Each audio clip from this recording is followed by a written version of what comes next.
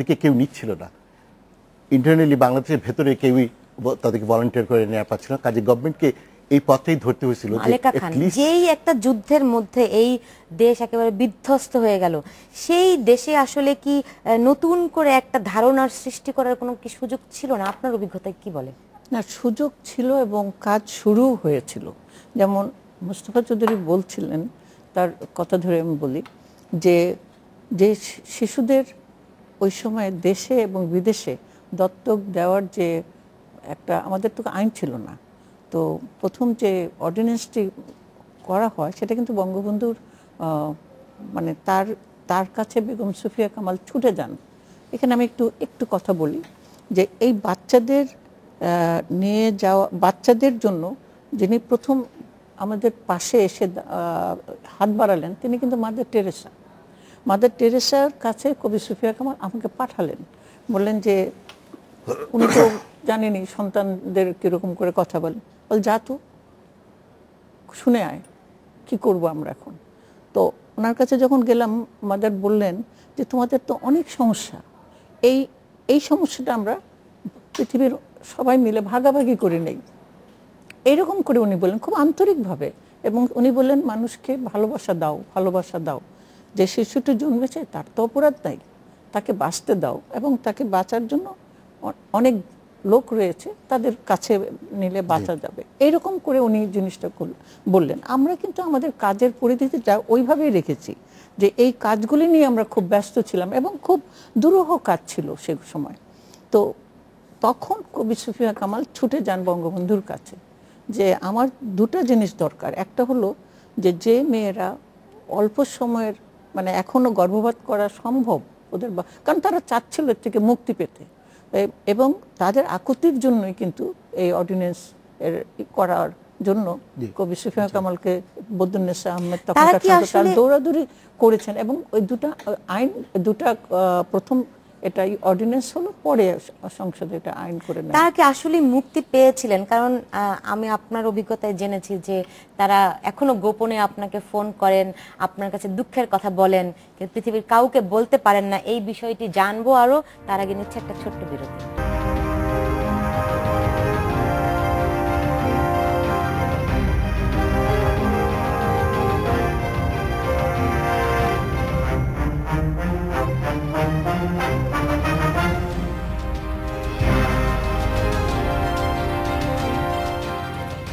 বিরতির পর ফিরে এলাম, দেখছেন বাংলাদেশ এখন। জি মালেকা খান, আপনার কাছে একটু জানতে চাই যে সে সময় নির্যাতিত নারীদের সব তথ্য উপাত্ত কিন্তু আপনারা সংগ্রহে রেখেছিলেন, সেই তথ্য কোথায় গেল? তথ্যটা আমরা কিভাবে রেখেছিলাম সেটা আগে বলি। জি বলেন। কারণ তথ্য আমার বোনেরা যখন তাদের উদ্ধার করে আনা হয়েছে, তখন কিন্তু এই যে আপনি বসে আমার সঙ্গে যে কথা বলছেন, এরকম টট্টর করে কিন্তু তারা কথা বলেনি। তারা কিন্তু একেবারেই কি বলবো বাকহীন ছিলেন।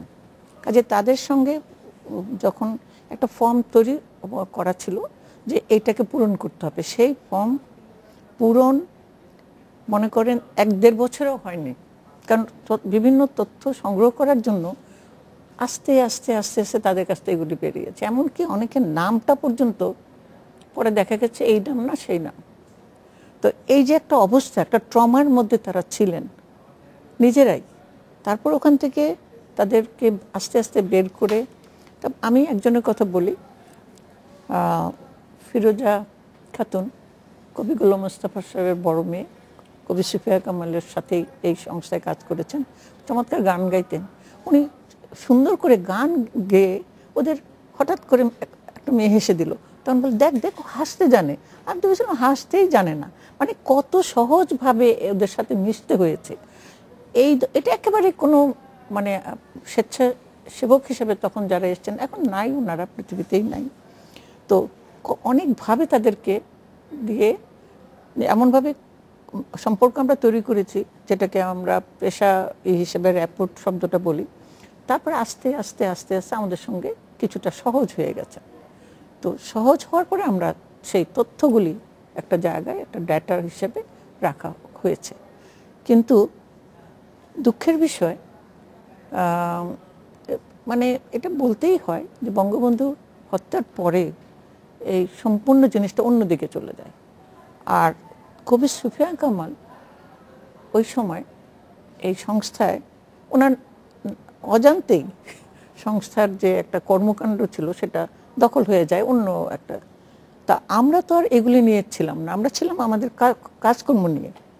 ফলে ওই কাজকর্মগুলিও ব্যাহত হয়, এটা হলো পরিষ্কার কথা।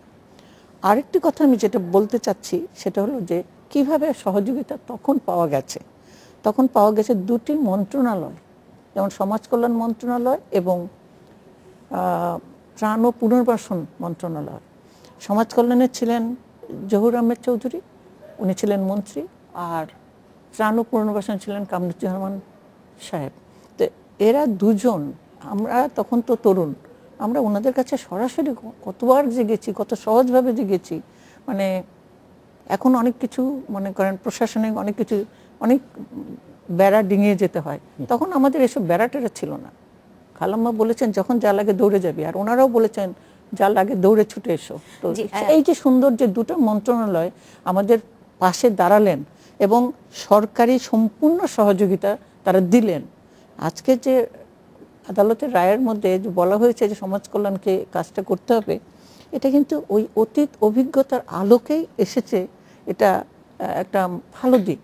আর সুফিয়া কামালের নেতৃত্বের সামনে ছিল, আর সরকার কিন্তু তার দুই পাশে ছিলেন।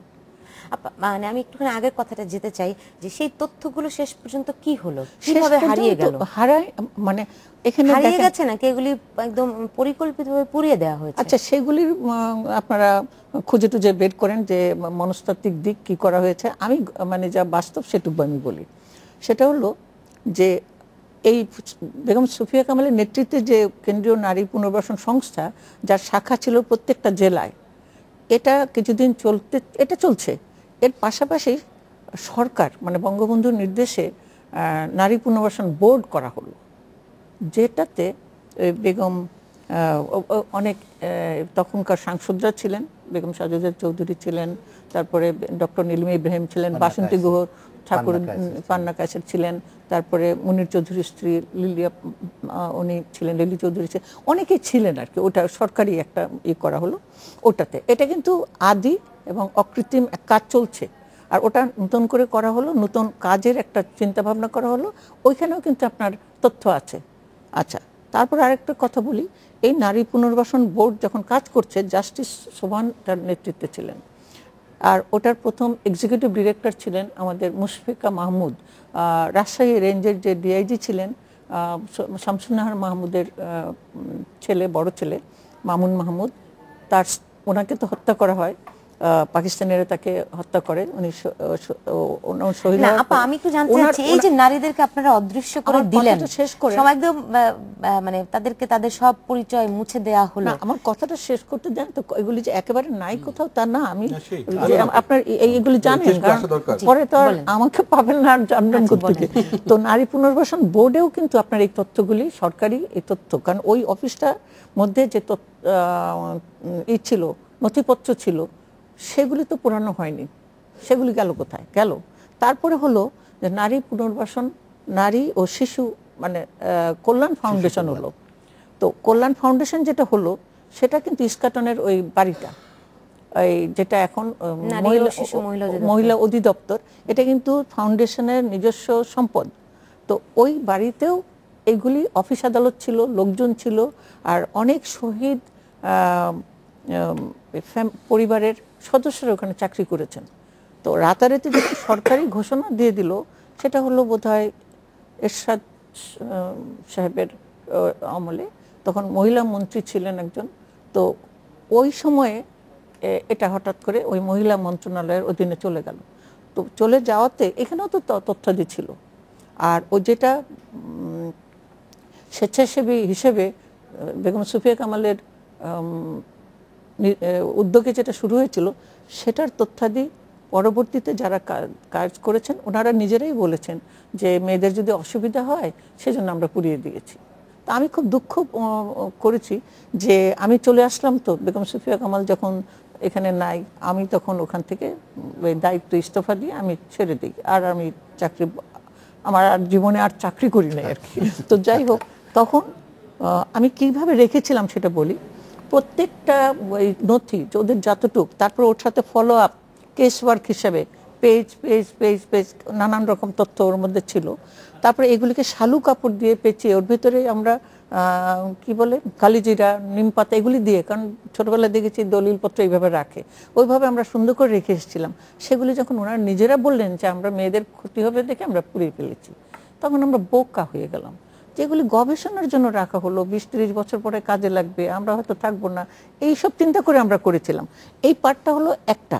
আর অন্যান্য জায়গায় হাসান হাফিজুর রহমানের কিছু আমি বলছি যে একেবারে ওইখানে যেটা রেখে এসেছিলাম সেগুলি, আর ওখান থেকে অনেক জিনিস হাসান হাফিজুর রহমান সাহেব যে করেছেন, তখন আমরাই ওগুলি লিখে লিখে লিখে লিখে অনেক, ওনার ওখানেও যে অসমাপ্ত মানে সবগুলো আসেনি, কিন্তু আমরা ওইখানেও কিন্তু কপি করে করে দিয়েছি।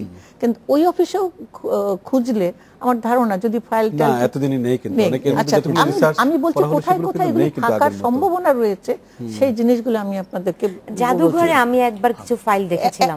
শোনেন, এরকম কাপড় করে বেঁধে আমরা সুন্দর করে, কারণ এই জিনিসগুলি ভবিষ্যতের জন্য এগুলি একটা জিনিস। আরেকটা জিনিস হলো, এখানে আমি একটা ছোট্ট জিনিস দেখাতে চাই যে আমাদের এই মেয়েদেরকে তখন ওই সরকারের পক্ষ থেকে, মানে বঙ্গবন্ধুর পক্ষ থেকে ত্রাণ, তার যে একটা ত্রাণ তহবিল, প্রধানমন্ত্রীর ত্রাণ ও কল্যাণ তহবিল,